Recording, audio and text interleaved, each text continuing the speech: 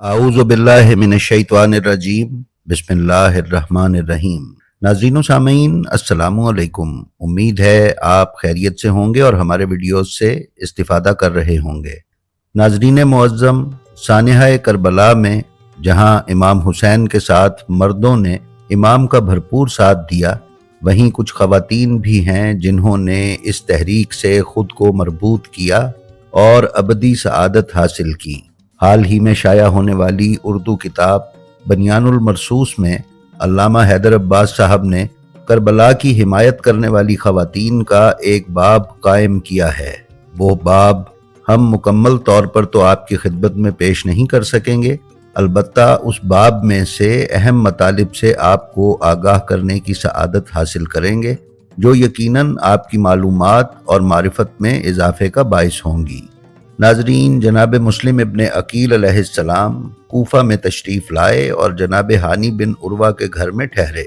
फिर Ibn Ziyad के कूफा में आने के बाद जनाब मुस्लिम और जनाब हानी जिन मसाइब से दो चार हुए, उनसे हम सब आगाह हैं। इन दोनों हजरात की शहादत के बाद जनाब हानी की ज़ौजा बीबी रवैहा अपने फर्जंद याहिया बिन हानी के साथ कूफा में रूपोश हो गईं, और जब इमाम हुसैन अलैहिस्सलाम के करबला पहुंचने का पता चला तो जनाब हानी के ये फर्जंद याहिया किसी न किसी तरीके से इमाम हुसैन अलैहिस्सलाम की खिदमत में करबला पहुंचने में कामयाब हुए। जनाब याहिया शोहदाए करबला में शुमार किए जाते हैं। नाजरीन, अमर बिन हज्जाज जुबैदी, जिसको उमर इब्ने साद ने 500 या बारिवायत 4000 सिपाहियों के साथ दरियाए कूफा के किनारे पर तैनात किया था, वही अमर इब्ने हज्जाज जुबैदी जनाब हानी बिन उर्वा का ससुर था। वो इन्हीं बीबी रवैहा का बाप था, लेकिन ये खातून इमाम हुसैन अलैहिस्सलाम की मुहिब थीं, इसीलिए अपने बेटे याहिया को इमाम की खिदमत में करबला रवाना किया।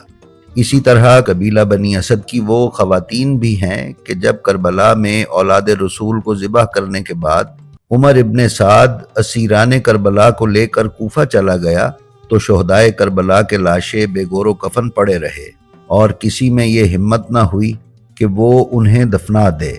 इस पर कबीला बनी असद की ख़वातीन ने अपने हाथों में बेलचे और फावड़े उठाए और तदफीन शोहदा के लिए निकल आईं।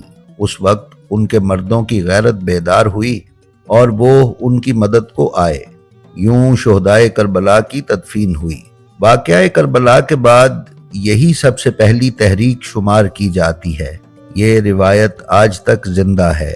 करबला में बनी असद के मर्दोज़न तदफीन के लिए 13 मुहर्रमुल हराम को तवैरज से करबला आते हैं और अज़ादारी बपा करते हैं। नाजरीन, असरे आशूर के बाद कबीला बकर बिन वाइल की एक खातून, जिसका शौहर उमर इब्ने साद की फौज में था, इस सानहे से मुतासिर होकर हाथ में तलवार लेकर लोगों के हुजूम में आ गई और अपनी कौम से कहने लगी, ए आले बकर, अहले बैत रसूल को शहीद किया गया और तुम खामोश रहे। उठो और दीन रसूल अल्लाह के लिए क़याम करो। फिर उस पाकीज़ा खातून ने इब्ने साद मलऊन के सिपाहियों का सामना किया और उनके एक दस्ते को खयाम हुसैनी पर हमला करने से रोकने में कामयाब हुई। इस पर उसके शौहर ने उसे मना किया और वापस ले गया। नाजरीन, जब इमाम हुसैन अलैहिस्सलाम ने अहालियान बसरा को ख़त लिखा था, जो जनाबे सुलेमान बिन रिज़ीन के ज़रिए बसरा पहुंचा, तो मारिया बिनते साद ने, जो अब्दिया बसरिया के नाम से मशहूर थीं और बसरा की बाइखलास शिया ख़वातीन में से थीं, इमाम की उस दावत पर बसरा के लोगों में तहरीक पैदा करने में कलीदी किरदार अदा किया। बसरा से जनाब यजीद बिन सबीत बसरी इमाम की इस दावत से जनाब मारिया के घर में ही आगाह हुए थे। जनाब यजीद बिन सुबीत के 10 बेटों में से 2 जनाब अब्दुल्लाह और जनाब उबैदुल्लाह अपने वालिद के साथ इमाम की खिदमत में करबला हाजिर हुए। इन्हीं मारिया की जिद्दोजहद के बायस जनाब अदम बिन उमैया भी जनाब यजीद बिन सुबीत के साथ बसरा से मक्का आकर इमाम के साथ शामिल हुए थे। नाजरीन, इसी तरह के वाक़यात करबला में एक और बीबी का नाम भी रोशन व मुनव्वर है, जिनका नाम बीबी दुर्रतुस सदफ अंसारिया था। انہوں نے امام حسین علیہ السلام کے سر اقدس کے دفاع میں جام شہادت نوش کیا۔ یہ بی بی اپنے والد جناب عبداللہ بن عمر کے ساتھ شام کے شہر حلب میں رہائش رکھتی تھیں۔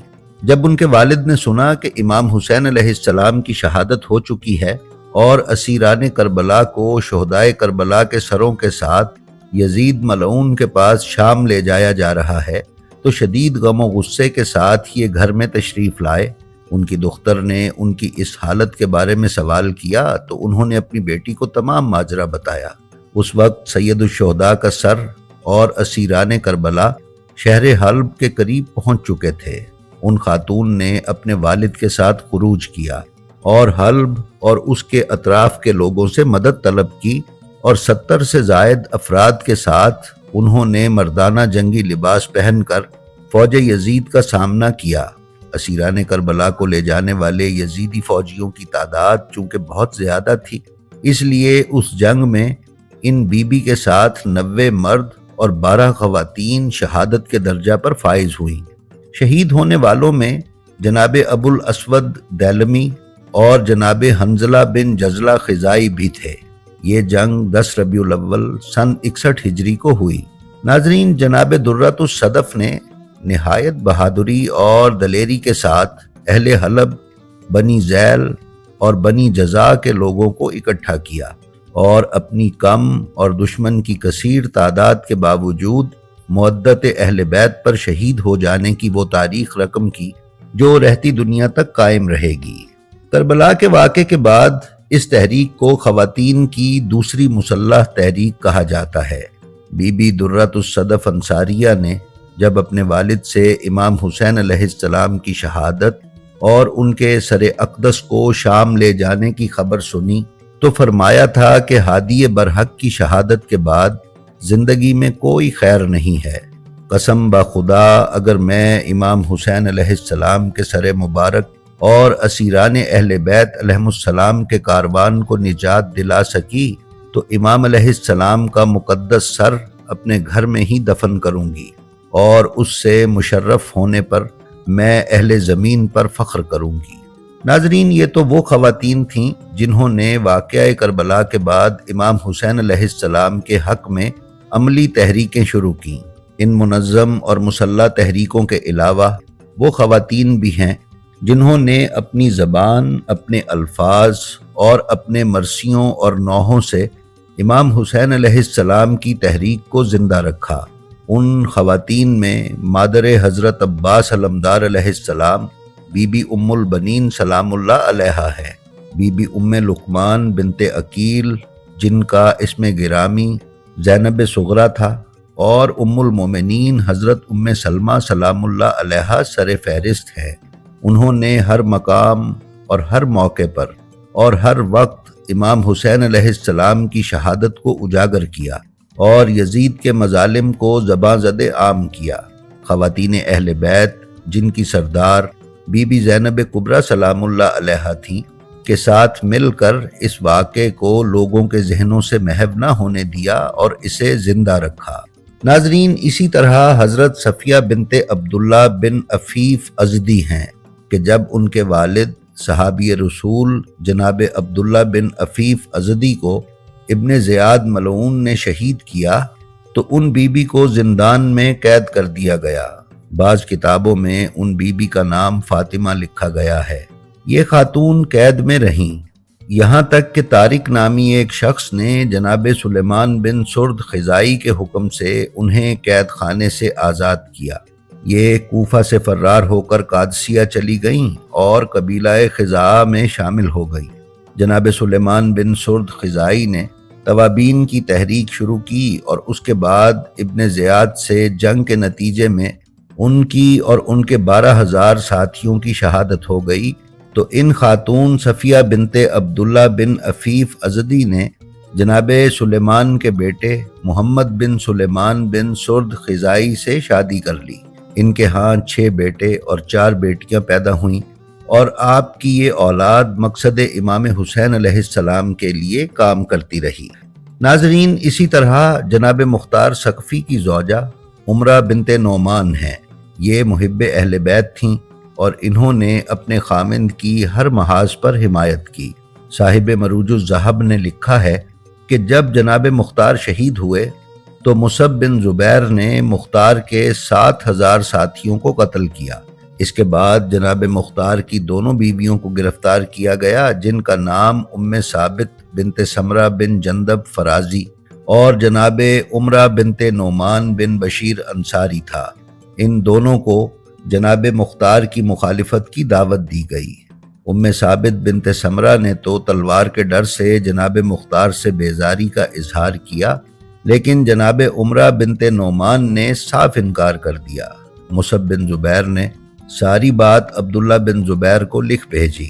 عبداللہ بن زبیر نے خط کے جواب میں لکھا کہ اگر یہ مختار سے بیزاری کا اظہار نہ کرے تو انہیں قتل کر دو، لہٰذا ان بی بی کو تیر مار مار کر شہید کر دیا گیا۔ ناظرین، یہ وہ مقدس اور پاکیزہ خواتین تھیں جنہوں نے اپنی زندگیاں امام حسین علیہ السلام کے مشن کے لیے وقف کر دیں اور شہادت تک قبول کی۔ ہم اپنی اگلی ویڈیو میں کچھ اسی طرح کی نادر اور نایاب معلومات لے کر دوبارہ آپ کی خدمت میں حاضر ہوں گے۔ تب تک ہماری آپ سے درخواست ہے کہ ہمارا جو ویڈیو آپ کو پسند آئے اس کا لنک اپنے حلقہ احباب میں شیئر کرنا نہ بھولیں، تاکہ علوم محمد و آل محمد کی نشر و اشاعت میں آپ کی حصہ داری برقرار رہے۔ اپنا اور اپنے متعلقین کا بے حد خیال رکھیں اور خلق خدا میں آسانیاں تقسیم کرتے رہیں۔ خدا آپ کا حامی و ناصر ہو۔ السلام علیکم۔